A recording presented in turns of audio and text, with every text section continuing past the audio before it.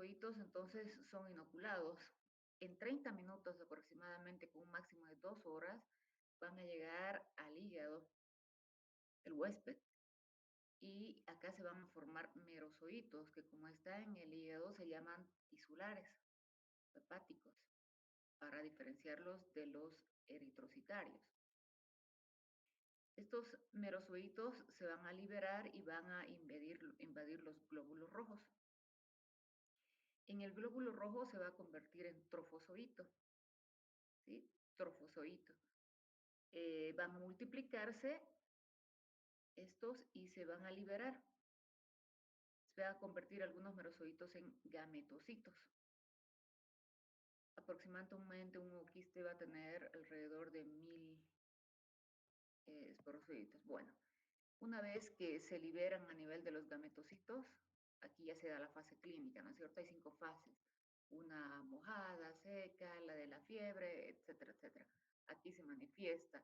En el caso de los plasmodios que nosotros tenemos, se va a ver cada 48 horas los ciclos de fiebre. Una vez que otra vez mosquito anófeles adquiere estos merozoites, porozoitos luego del huésped, también es capaz de poder infectar. Entonces, por todo esto hay que tomar en cuenta que existen fármacos que van a actuar en cada una de estas etapas. Si hablamos de esta última, de los gametocitos, se van a llamar gametocidas, ¿sí? Gametocidas. Uno de los pocos gametocidas es la primaquina. Primaquina. Cuando están en la forma eritrocítica, tenemos la cloroquina en primer lugar, la mefloquina para nosotros, quinina, pirimetamina y artemisina. Además de ser gametocida, la primaquina puede ser útil en la fase exoeritrocítica. En relación a este ciclo de vida hay que tomar dos cosas. Todo lo que hemos planteado ahora aproximadamente se puede dar en 14 días. Entonces, usando fármacos durante ese tiempo para las diferentes etapas, obviamente, estamos hablando de un tratamiento asociado, es suficiente para poder tratar la malaria.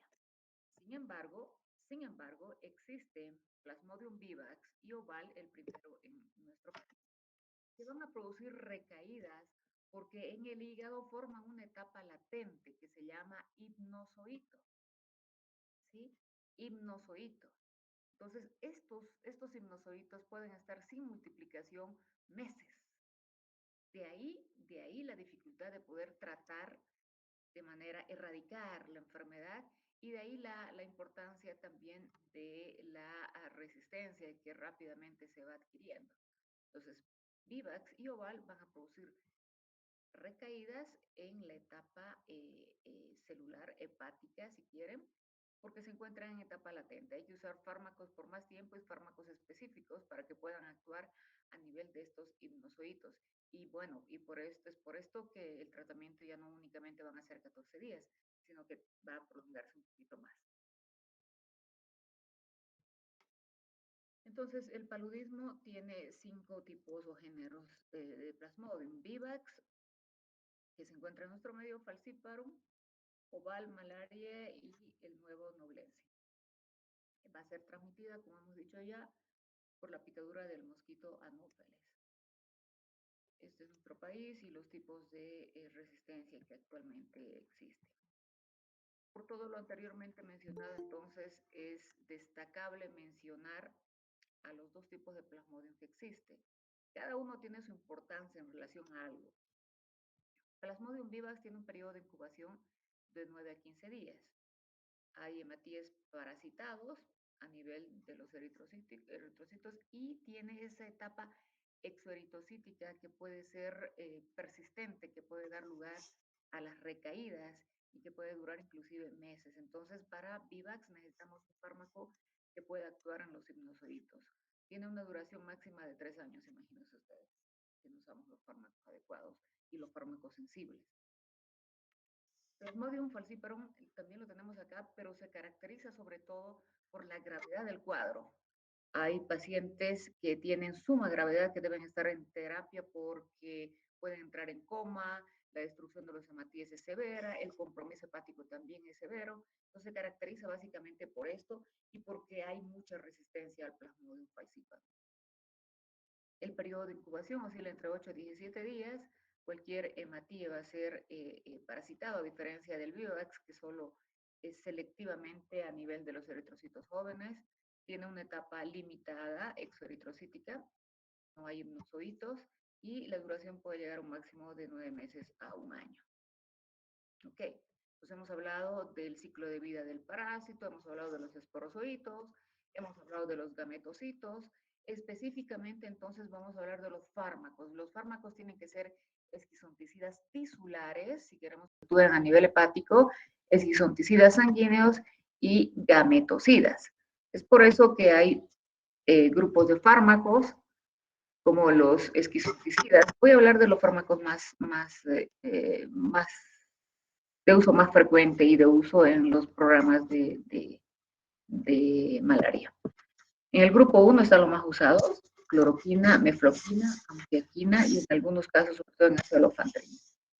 En el grupo 2, por la alta resistencia que hay, se usan mucho las sulfamidas y las diaminopirilinas. Y de los gametocitos, ya les he comentado, la base, el único, es la primaquina. Hay otros antimaláricos naturales que actualmente se los ha, si quieren, recuperado. Indauso y los derivados de la artemisina y la quinina. En relación a la quimioprofilaxis, no es algo que vayamos a comentar mucho porque la quimioprofilaxis va a depender del sistema de salud en el que se encuentren, sea en Asia, sea en África o sea en Bolivia, ¿no? De los fármacos que se dispone, porque al igual que acá, estos no son fármacos de prescripción libre y común, sino que los sistemas de salud se encargan de hacer el tratamiento específico de acuerdo a las cepas que tengan. Se utiliza atobacona como profilaxis en todas las áreas, cloroquina, en los medios se utiliza cloroquina, en algunos casos doxiciclina. En relación a la cloroquina, es un fármaco que tiene mucha resistencia, entonces va a estar indicado en las áreas donde sea sensible a este fármaco. Sulfato de hidroxicloroquina como una opción a la cloroquina. Mefloquina, casi insustituible este fármaco, pese a que hay resistencia. Y primaquina. Vamos con el tratamiento. Tiene algunas características, igual que el tratamiento para la tuberculosis. La primera es que hay que utilizar grupos de fármacos. Hay que utilizar medicamentos con actividad sobre las formas asexuadas, como los trofozoitos y los esquizontes. Los fármacos se van a llamar esquizonticidas y son útiles para una cura definitiva. Recordar que las divisiones sexuadas se dan en el mosquito anófeles, ¿no? Hay que utilizar medicamentos que tengan actividad además sobre formas sexuadas, que son los gametocitos dentro de los eritrocitos, se llaman gametocidas. Estos son sobre todo importantes para reducir los reservorios de la enfermedad. Y finalmente se van a utilizar medicamentos que tengan actividad sobre los hipnozoitos, que son las formas latentes de Vivax y Oval para todos. Para nosotros solo Vivax a nivel de los hepatocitos. Estos se llaman hipnozoiticidas para reducir el riesgo de las recaídas. Antes utilizábamos solamente la gota gruesa, el extendido de sangre periférica. Actualmente ya se puede utilizar reacción en cadena de la polimerasa para poder diagnosticar. Entonces, lo primero que debemos tener es una sospecha clínica porque el paciente tiene fiebre, pero la fiebre es característicamente cada 48 horas. ¿Sí? Puede haber o no sudoración, puede haber compromiso hepático porque esa hemólisis va a producir hiperbilirrubinemia y compromiso hepático. Hay que valorar la gravedad de la enfermedad. Esto es importante, como les había dicho, para Plasmodium falciparum sobre todo. En el Plasmodium no complicado hay que determinar la especie, para nosotros Vivax o falciparum no determinado.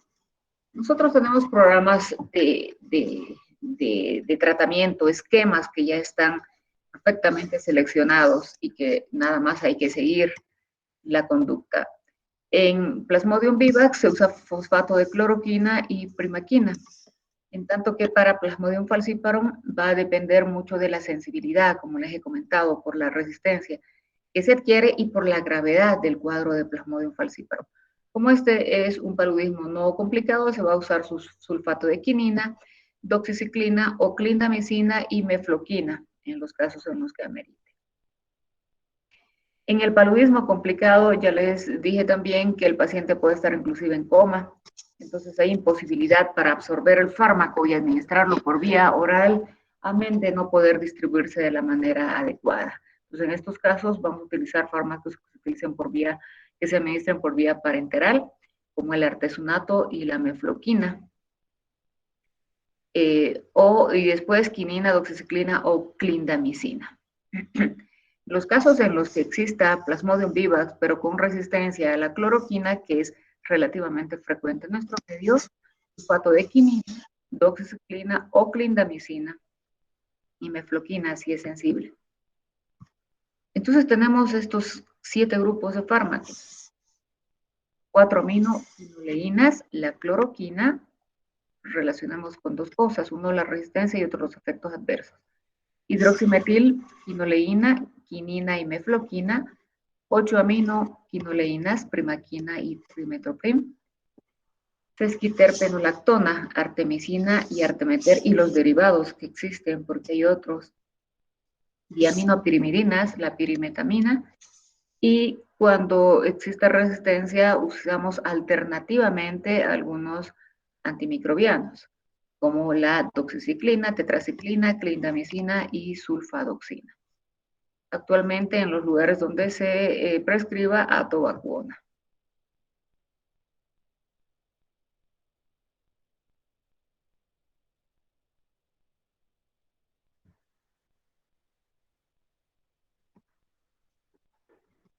Vamos con la cloroquina.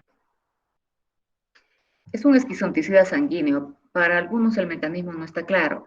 El hecho es que va a actuar sobre los eritrocitos, ¿ya? En los eritrocitos va a inhibir las proteasas que separan de la hemoglobina, tiene una acción selectiva sobre los eritrocitos parasitados y va a producir vacuolización que van a destruir los eritrocitos. Por eso se llaman esquizonticidas sanguíneos. Son muy importantes porque van a controlar rápidamente los accesos palúdicos. Sirven para el tratamiento y la quimioprofilaxis del Plasmodium falciparum no resistente. Cuando se trata de Vivax para nosotros y oval donde exista, tiene que ser combinado con primaquina para los hipnozoitos que van a producir las recaídas. Estas son las formas latentes hepáticas que ya hemos comentado. Es base el tratamiento de la cloroquina para nosotros, sobre todo por el costo. Sin embargo, hay que ver el grado de resistencia. Lo que hacen en nuestro país es determinar zonas de procedencia del paciente y de acuerdo a ello, ellos ya saben cuáles son los grados de resistencia que existen. Sin embargo, como ya les dije, se puede utilizar la biología molecular para ver los grados de resistencia. Buena absorción a las 3 horas como sal de fosfato, va a ser metabolizada por vía hepática y va a tener 2 metabolitos, acetilcloroquina y bidecetilcloroquina. Tiene una unión a las proteínas de aproximadamente 60%. Cuando están por arriba de 70, 80% ya te da lugar a interacciones medicamentosas por desplazamiento y que ustedes ya conocen. Para eso es importante el grado de unión a las proteínas. Se va a excretar una vez metabolizado por vía renal. Es importante recordar a la cloroquina sobre todo por sus efectos adversos. Es un fármaco de estrecho margen de seguridad, es decir, que menos de 10 dosis pueden producir toxicidad del paciente, inclusive a veces a dosis terapéuticas.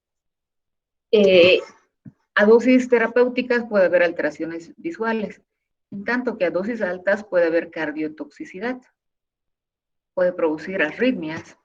Cuando se administra, en algunos pacientes puede haber liberación de histamina y producir hipotensión. Atraviesa la barrera hematoencefálica y puede haber convulsiones o coma. es ototóxico y tiene una capacidad de unirse a la beta-melanocito estimulante y de acuerdo a ello impregnar tejidos como retina, como la piel. Entonces, antes de usar este medicamento es muy importante para el médico, sobre todo y para deslindar responsabilidades, hacer un fondo de ojo y descartar una retinopatía. En el caso de que si existiese una retinopatía, este fármaco no puede ser usado, porque, como les digo, se va a almacenar, se va a depositar a ese nivel y podría de alguna manera agredir este tejido con las consecuencias posteriores. Lo propio ocurre a nivel de piel. Hay una pigmentación. ¿Se acuerdan de qué medicamento para la lepra producía pigmentación? ¿Se acuerdan? Bueno, no se acuerdan, ahí nomás. Sí, doctora. Entonces va a producir una pigmentación, pero la pigmentación de piel es oscura, a diferencia de este fármaco, o del anterior fármaco para la lepra, que cuando se acuerden me lo van a decir, porque el otro es un color más parejito, si quieren, que de hecho se utiliza para pigmentar en algunos casos. Este no, este produce manchas parduzcas oscuras, porque como les digo, se relacionan con la beta-melanocito estimulante. Más aún, si el paciente tiene sarcoidosis, por ejemplo, psoriasis, entre otras, no se puede utilizar cloroquina, porque podría producir una recaída de la enfermedad. Además, a nivel de músculo va a producir una miopatía tóxica. No se puede administrar a los pacientes que pudiesen tener alguna patología a nivel de músculo. Ok. Por todo lo comentado, hay que tomar en cuenta algunos aspectos. Los pacientes que tienen deficiencia de 6-glucosa-fosfato deshidrogenasa van a tener una hemólisis. Por eso es que no se plantea el uso de estos fármacos en niños de menores de 6 meses, porque en ellos la hemólisis sería, de hecho, muy grave. Ya les he dicho que puede producir alteraciones a nivel del sistema nervioso central.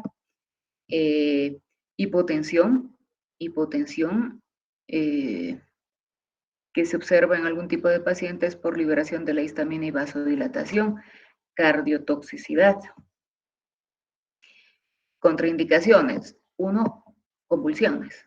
Como atraviesa la barrera hematoencefálica y tiene un índice terapéutico menor a 10, hay que ver estos antecedentes. Estos antecedentes son importantes y se los voy a preguntar. Entonces, pacientes con epilepsia hay que observar, hay que prescribirlo si es que amerita con mucha cautela. Está contraindicado en pacientes con retinopatía, está contraindicado en pacientes con alteraciones cutáneas como porfiria, psoriasis, está contraindicado en pacientes con miastenia gravis por el efecto que tiene a nivel muscular. Es un inhibidor de la CYP2D6. Por tanto, puede condicionar interacciones medicamentosas con fármacos que pudiesen utilizar este como sustrato para su metabolismo, como la digoxina, que es otro fármaco con estrecho margen de seguridad. Recuerden ustedes que por eso ya no se usa. Es cardiotóxico, puede producir arritmias. Entonces, su asociación con la cloroquina pudiese empeorar estos efectos adversos. Otro de los fármacos es ciclosporina. Antes tenía mucha más importancia, sobre todo en los pacientes renales, pues sucede que nosotros mantenemos concentraciones en el área bajo la curva, si quieren llamamos así, o en rangos específicos, igual que la vancomicina, igual que los antiepilépticos. Entonces, para lograr aquello se utiliza o se hacen monitorizaciones plasmáticas.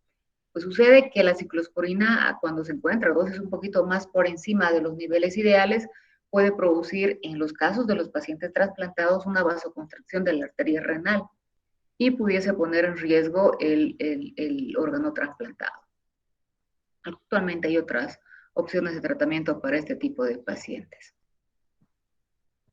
No se debe asociar con la mefloquina porque los efectos adversos son mucho más manifiestos. Decíamos que en los pacientes con epilepsia está contraindicado porque va a condicionar muchos más cuadros de descargas, porque va a inhibir el efecto de los antiepilépticos. Aumenta la concentración también de alofandrina y amiodarona. Recuerdan ustedes que amiodarona tiene algunas características particulares, dentro de ellas su capacidad, si quieren, de unirse, ¿cómo se llama esto? Su afinidad por el tejido hepático, y también se deposita a este nivel a concentraciones terapéuticas. Entonces, si las concentraciones son más altas, pudiésemos determinar algún tipo de toxicidad.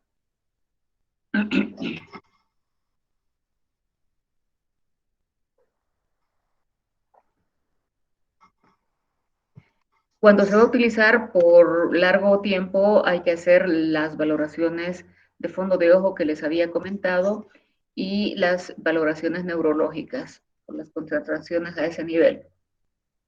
En los casos de insuficiencia renal, sobre todo cuando la depuración de creatina es menor de 30 mililitros, hay que adecuar al filtrado glomerular. Solamente esos valores, porque primero se metaboliza por vía hepática. Hidroximetilquinoleínas, mefloquina.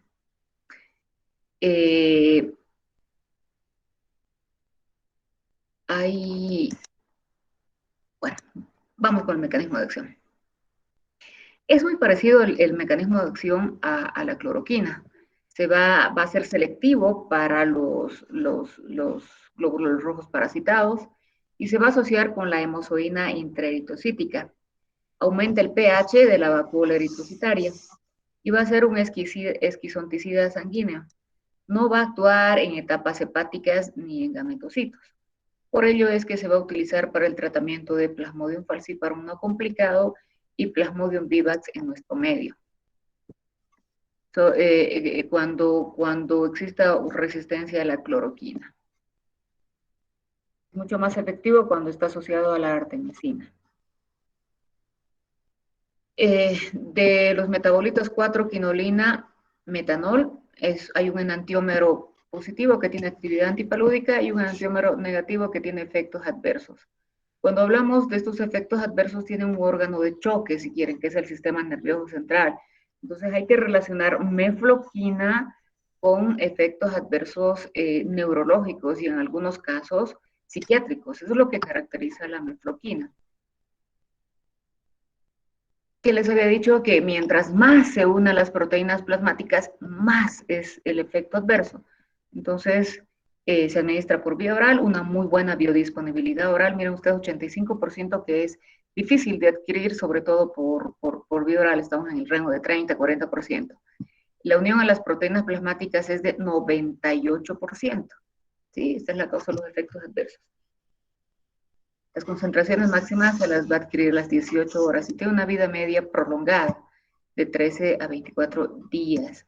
Es uno de los fármacos que se utiliza para la profilaxis semanal por su vida media prolongada, entonces es muy cómodo para las profilaxis en los casos en los que sea sensible.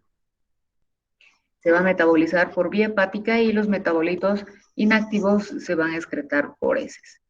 De los efectos adversos vamos a destacar la toxicidad neurológica y en algunos casos neuropsiquiátricos. Entonces, ¿qué te puede dar? Puede dar lugar a alteraciones en la conducta, confusión, psicosis, en algunos casos convulsiones, vértigo, disforia y es cardiotóxico también. Puede dar lugar a bradicardias y arritmias.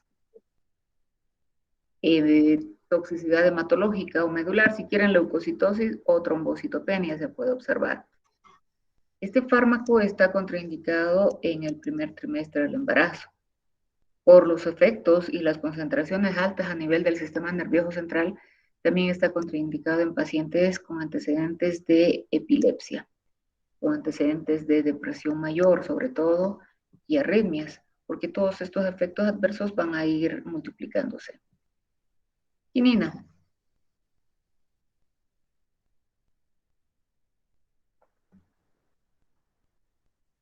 Es otro esquizonticida sanguíneo para las 4 especies. Vivax, oval, malaria.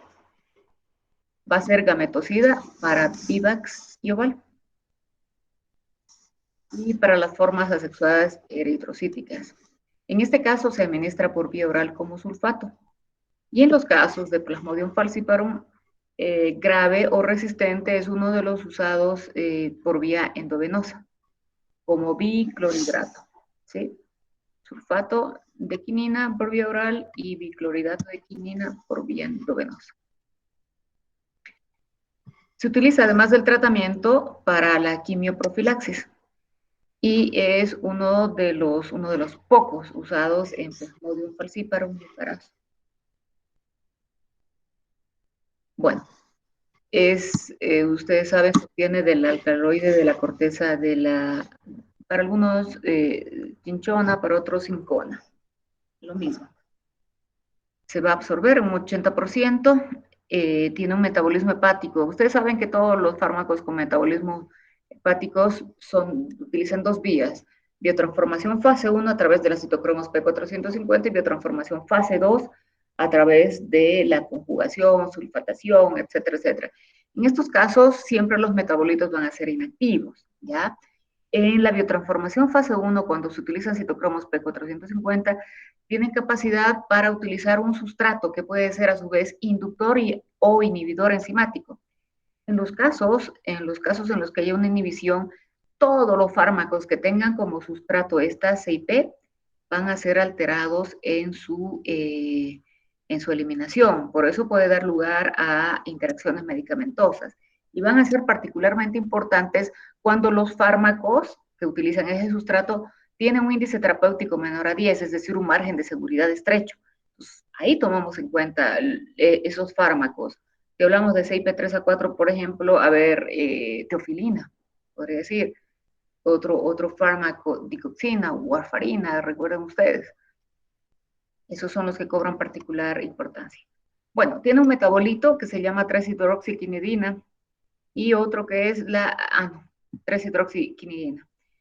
La quinidina, a diferencia de la quinina, tiene un estereoisómero. En este caso es dextrógiro de la quinina. Va a ser ligada a la proteína un 70% y se va a eliminar finalmente por vía renal. Es importante recordar los efectos adversos, sobre todo de estos fármacos de primera línea, que cuando yo diga, por ejemplo, produce alteraciones neuropsiquiátricas, ustedes me digan o escojan mefloquina, que cuando yo les diga puede producir retinopatías por almacenamiento a nivel de las células beta-melocitos, inmediatamente ustedes relacionen con cloroquina. ¿Sí? Y además los fármacos de primera línea, eso es lo más importante. El resto es muy difícil, no les voy a preguntar cuál es la CIP que elimina, que induce, que inhibe, pero de pronto sí les voy a preguntar cuáles son los exanticidas o cuál, recuerden ustedes para luego, cuál es el que puede actuar en esa etapa de hipnozoito que me va a dar lugar a las recaídas. Muy bien. En relación a la quinina, entonces, de los efectos adversos van a producir cardiotoxicidad, un síndrome de QT prolongado. Ustedes saben que cuando hay un QT prolongado, secundariamente esto va a dar lugar a arritmias. Hay una tríada de la toxicidad. Vamos a explicar un poquito cada una de ellas. Hipoglucemia. La hipoglucemia se da porque va a afectar las células beta. Me va a inducir más liberación de la insulina, ¿sí? Mucho más manifiesta en mujeres embarazadas, por si acaso. Esta mayor liberación de la insulina se va a traducir en hipoglucemias en las mujeres severas. Son fármacos que son lipofílicos, pueden atravesar la barrera hematoencefálica y cuando hay quinina que ha atravesado el sistema nervioso central, me va a dar lugar a sinconismo. Sinconismo es la concentración del metabolito de la quinina en el sistema nervioso central.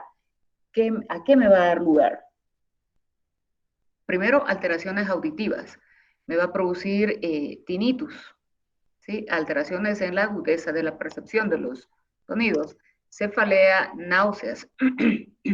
Y en los casos severos, por concentraciones altas a nivel del sistema nervioso central, inclusive puede dar lugar a un edema cerebral. Cuando se administra por vía endovenosa y esta administración es muy rápida, se libera histamina y va a dar lugar a hipotensiones, pero hipotensiones severas. Otra de las complicaciones antiguamente se llamaba fiebre de las aguas negras, porque lo que tenía el paciente en la orina era una coloración, una coluria, vamos a decir así, que se daba por la hemólisis y la hemoglobinuria. Entonces, esta fiebre de las aguas negras se caracteriza por hemólisis, sobre todo en los pacientes con déficit de glucosa de fosfato deshidrogenasa, hemoglobinuria y hemoglobinemia, ¿sí? Esa es la tríada de la fiebre de las aguas negras. Va a dar lugar a púrpura trombótica idiopática, anemia, compromiso renal. Este compromiso renal es deducible. Las proteínas musculares van a ir a producir un taponamiento de los túbulos renales, ¿sí? Por la hemoglobinuria. Entonces es importante poder determinar a tiempo de esto para evitar la subsiguiente insuficiencia renal. Se observa, les decía, en los pacientes que tienen déficit de glucosa 6-fosfato deshidrogenasa a través de este metabolismo por la CYP3A4 va a dar lugar a interacciones medicamentosas, que pueden ser más de 20 fármacos, pero que cobran particular importancia, como les dije, los que tienen estrecho margen de seguridad. En este caso, warfarina, digoxina. Es otro de los fármacos que va a producir debilidad en la placa motora. Muy bien, repasando entonces, es un esquizonticida sanguíneo para los 4 tipos de plasmodium, es gametocida para Vivax y Oval, tiene un efecto similar a la cloroquina, produce esa vacuolización y esa toxicidad para el EM de los eritrocitos parasitados. La debilidad muscular y las respuestas a este nivel se dan porque hay una mayor respuesta a la tensión del estímulo máximo a nivel del músculo o a través de la inervación. Entonces, puede haber debilidad muscular como un agotamiento. Esto se va a traducir en los pacientes con miastenia gravis en un empeoramiento del cuadro con compromiso del músculo diafragma, con dificultad respiratoria y en algunos severos inclusive disfagia.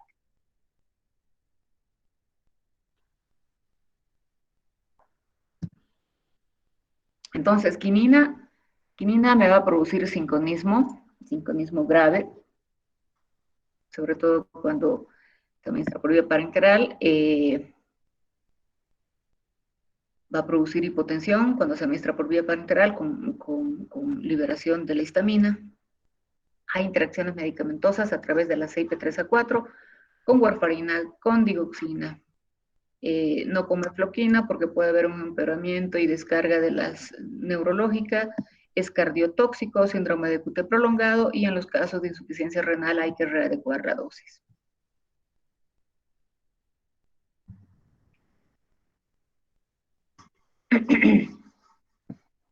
Ocho aminoquinoleinas. De lejos, muchachos, de lejos, cuando hablemos de primaquina, ustedes relacionen con algo.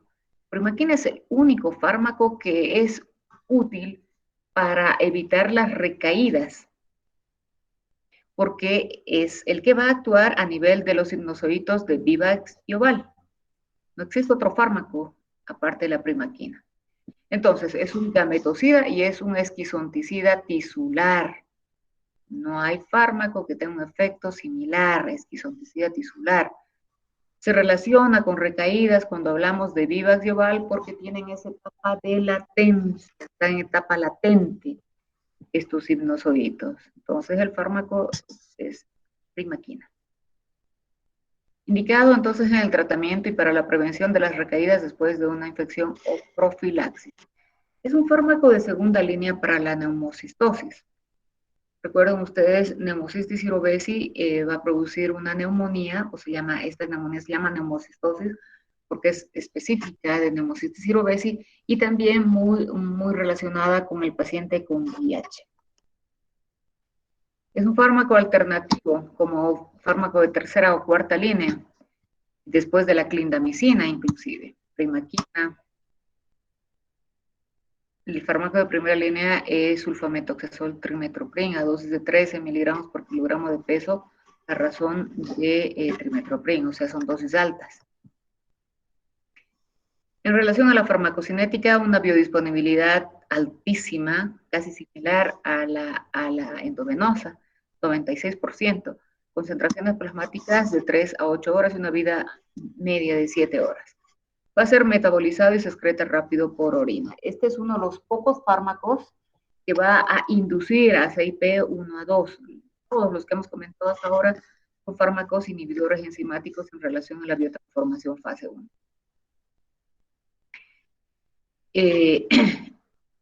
Muchos de los fármacos pueden producir anemia hemolítica. Es importante que ustedes hagan un resumen y relacionen el efecto adverso con la indicación.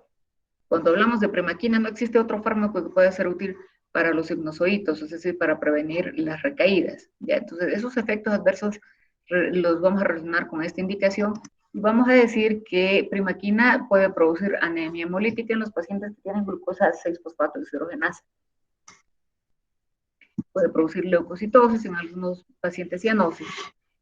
Está indicado en pacientes que estén recibiendo mielosupresores, ¿sí? Mielosupresores, porque va a condicionar aún más estas deficiencias. O sea, les estoy hablando de fármacos que, por ejemplo, inhiban la síntesis de TNA, como fármacos para el cáncer o otro tipo de fármacos que vayan a reposar a la médula ósea. Los efectos adversos van a ser granulocitopenia, metemoglobinemia. Por eso es que está contraindicado en mujeres embarazadas y niños menores de 4 años, sobre todo por esto, déficit de glucosa 6-fosfato deshidrogenasa. La anemia hemolítica en los niños sería catastrófica, sobre todo si son menores de 6 meses. Resumiendo entonces, es el fármaco que está indicado en la etapa hepática para todos los tipos de plasmodium y es el único que va a actuar como hipnozoído de Vivax y Oval. Va a ser gametocida para todos los tipos de plasmodium. Indicado entonces en el paludismo agudo por Vivax y Oval, hay que saber si hay deficiencia de glucosa 6-fosfato deshidrogenasa.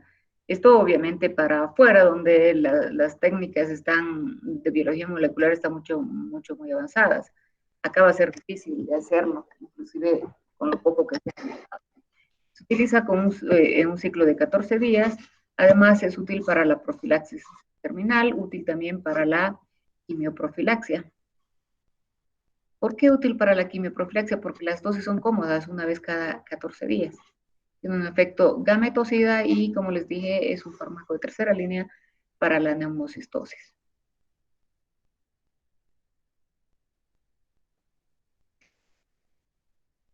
Sesquiterpenolactonas.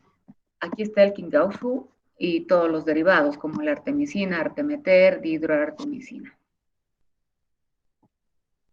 Estos fármacos van a ser útiles solo como tratamientos combinados. Luego vamos a ver la combinación que se utiliza en nuestro medio.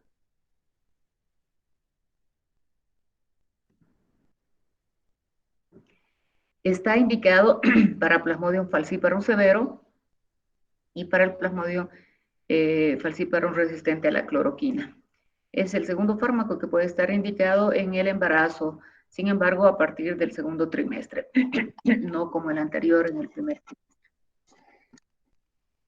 Es un endoperóxido de la zona de sesquipertano.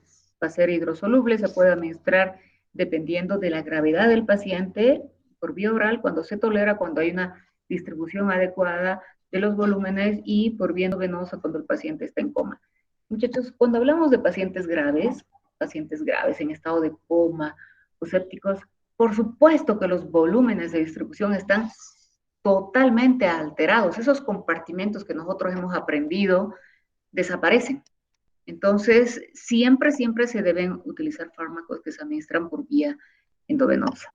Y pese a ello, inclusive, las distribuciones son muy anómalas. Se va a metabolizar con rapidez al metabolito de hidroartemisina. Cuando hay este tipo de pacientes, entonces, con alteraciones en los volúmenes de distribución o unión al agua corporal, o alteraciones en el agua corporal total, las dosis se pueden manejar de acuerdo al tipo de paciente que se tenga. De los efectos adversos, van a ser hematotóxicos, o si quieren tóxicos para la médula.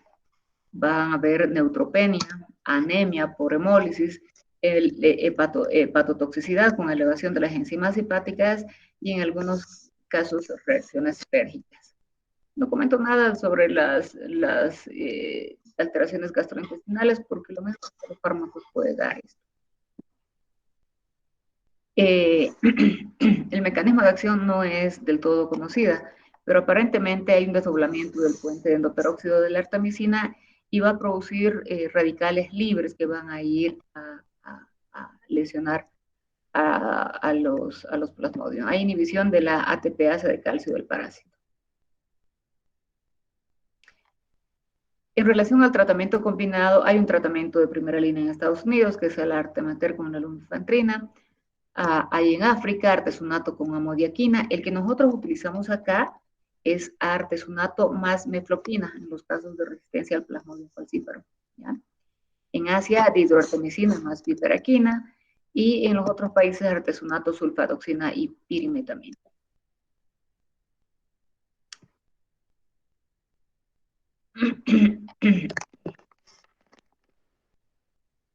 Artesunato, como ya hemos visto, está indicado en el Plasmodium falciparum en combinación con mefloquina. Una dosis de impregnación de 5 miligramos kilogramo peso día y 2.5 miligramos de mantenimiento en el segundo y tercer día. Pues los esquemas de tratamiento los vamos a ver al final.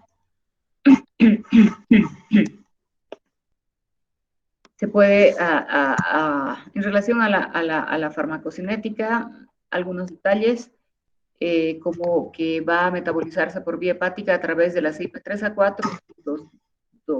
Entonces, inmediatamente va a haber interacciones medicamentosas con los fármacos que tienen un estrecho margen de seguridad y un índice terapéutico menor a 10 y que estén relacionados con estos sustratos. Metabolito activo de la hidroartemisina, una vida media de 1 a 2 horas. Este fármaco es gametocida y esquizonticida.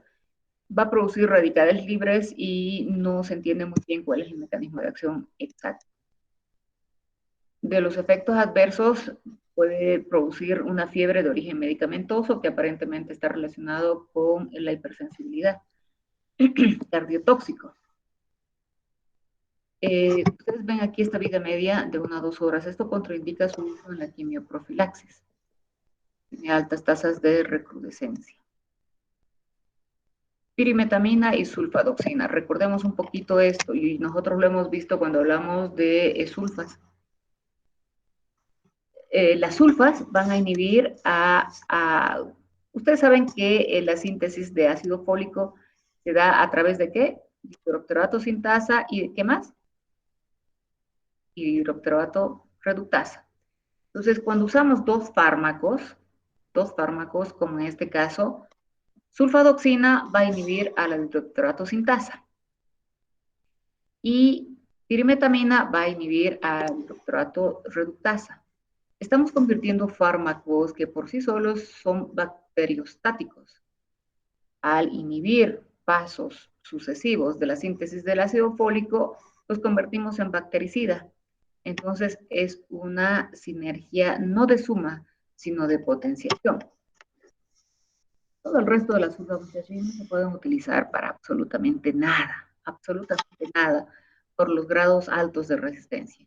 En este caso, utilizamos estos dos, sulfadoxina, recuerden que tiene vida media prolongada, más pirimetamina, para usarlos como esquizonticidas. Van a producir agotamiento del ácido fólico. El objetivo es agotar en el parásito, en este caso Plasmodium, pero obviamente, con los cursos de tratamiento prolongados, pudiese no existir esa selectividad en el huésped, dando lugar a alteraciones secundarias al agotamiento de ácido fólico. Muy bien, entonces esquizonticidas para las formas resistentes a la cloroquina, inicio lento. ¿Por qué inicio lento? Porque las bacterias, y en este caso los plasmodium, tienen reservas de ácido fólico. No los vamos a agotar de manera inmediata, como sucede con los fármacos que actúan sobre la pared celular. Son bactericidas, actúan rápidamente, ¿no? En este caso, tenemos una reserva en los parásitos, perdón, en las bacterias y en los plasmodios. A eso se refiere cuando se habla de inicio lento. Son anticolatos, antimetabolitos del PABA. Entonces recordemos, todo lo que tenga PABA no se le debe prescribir al paciente, como la procaína, como vitaminas que tienen PABA también, porque lo que van a hacer es inhibir el efecto del fármaco. Se administra por vía oral. Ustedes saben que se va a sufrir metabolismo hepático y se va a excretar por orina. De los efectos adversos, intolerancia gastrointestinal, pero como todo fármaco que produce agotamiento de la síntesis de ácido fólico, va a producir algún tipo de discrasias sanguíneas, igual que las sulfas. Recuerden ustedes los efectos adversos de las sulfas. Puede haber hemólisis en los pacientes que tienen deficiencia de glucosa 6-fosfato deshidrogenasa. Puede haber compromiso renal por precipitación a ese nivel. La deficiencia de ácido fólico se va a repercutir, si es que no fuese selectivo solo para los plasmodios, en nuestra producción a nivel medular, leucopenia, granulocitopenia. La hipersensibilidad de las sulfas, no estoy hablando de la pirimetamina, la hipersensibilidad de las sulfas es cruzada. La hipersensibilidad está dada por el grupo sulfonamida. Entonces, lo primero que ustedes tienen que recordar cuando hablamos de hipersensibilidad a las sulfas es que este paciente que ha tenido una hipersensibilidad por el Fansidar, que es la unión de sulfadoxina más pirimetamina, no se le puede prescribir glibenclamida, climepiride, que son fármacos para la diabetes. No le puedo dar furosemida, no le puedo dar ningún tipo de diurético, ninguno, porque todos tienen en su constitución el grupo sulfonamida. Y la hipersensibilidad de las sulfonamidas puede que la primera vez nada más sea un exantema, un rash, pero a medida que vas sensibilizando al paciente, va incrementándose la respuesta y puede dar lugar a un síndrome de Steven-Johnson, como ustedes lo conocen, con esas extensiones completas de toda la piel del paciente, que puede poner en riesgo la vida del paciente. No solo porque está lesionando la piel, sino que como ustedes saben, la piel sirve como un aislamiento. Tenemos a nivel de piel millones de bacterias. Entonces, al desaparecer ese aislamiento, estás condicionando sepsis en el paciente. Y obviamente el tiempo de recuperación es prolongado. Entonces, si hay hipersensibilidad a la sulfadoxina, hay que mencionar al paciente todos los medicamentos que tienen en su estructura el grupo sulfonamida. No puede recibir ninguno de ellos. Está contraindicado en la lactancia.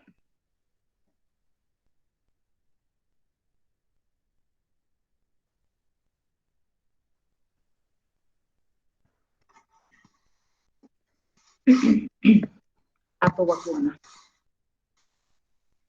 Va a actuar inhibiendo el transporte de electrones, va a colapsar el potencial de la membrana mitocondrial y es un componente de un tratamiento asociado que se llama Malarone, que tiene atovaquona 250 miligramos y 100 miligramos de proguanilo.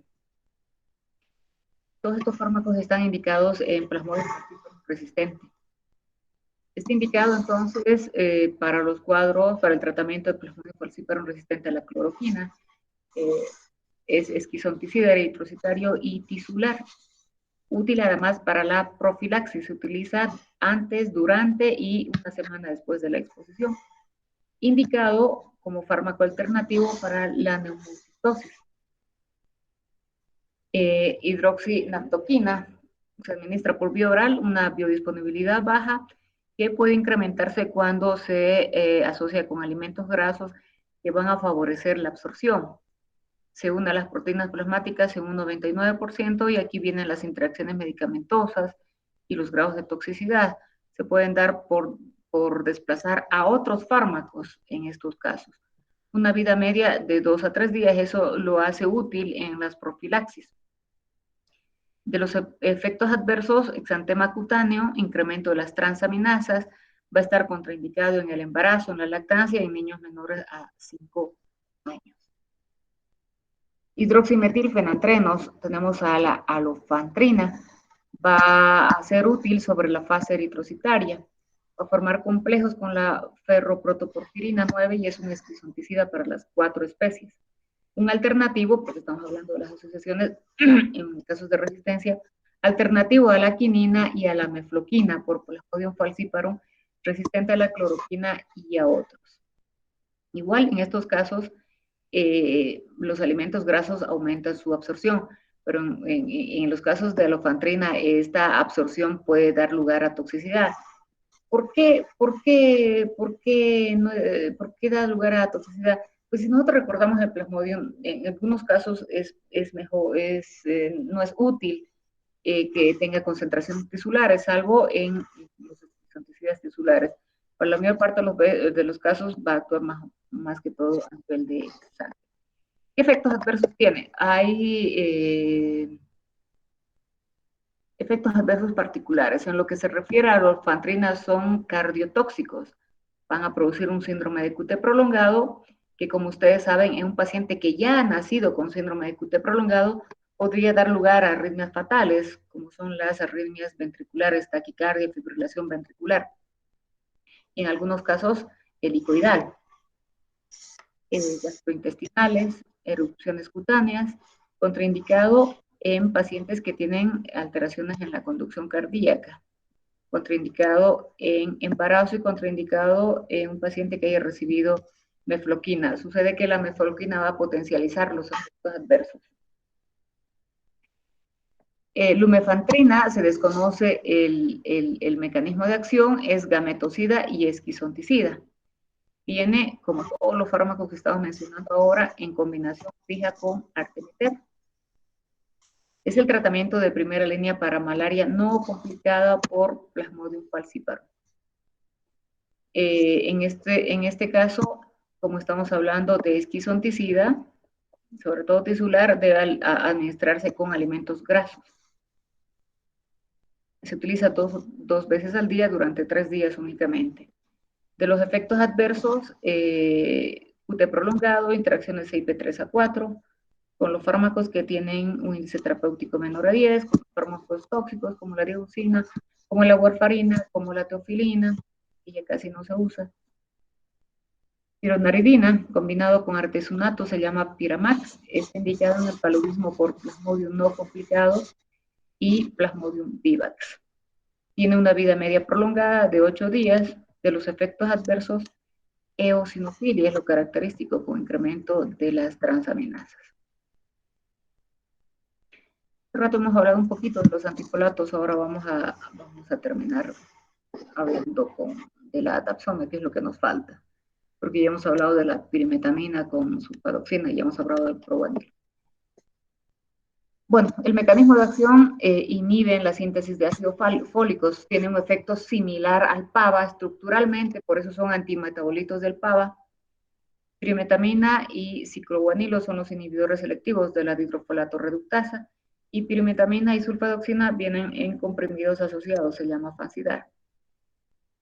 Ya hemos hablado nosotros del Fansidar, yo no voy a comentar nada, solo que pueden combinarse con artesunato y van a ser útiles en paludismo por Plasmodium falciparum resistente a la cloroquina como fármaco de segunda línea. Los efectos adversos están relacionados con el agotamiento, aunque tiene selectividad para las bacterias y para Plasmodium, pudiese de alguna manera en los pacientes que tienen un límite en cuanto a ácido fólico manifestar efectos a nivel de médula y sangre. Hay que tomar en cuenta las hipersensibilidades, que como les digo, pueden ir desde un exantema simple a unas reacciones cutáneas muy agresivas, como un síndrome de Stevens-Johnson, o un eritema multiforme, o una necrólisis epidérmica. La toxicidad hematológica está presente, ya está presente, igual que cuando usamos trimethoprim, sulfametoxazol. Sin embargo, no se presenta en todos. Hay algunos individuos que tienen alguna susceptibilidad en los cuales pudiese haber granulocitopenia, leucopenia.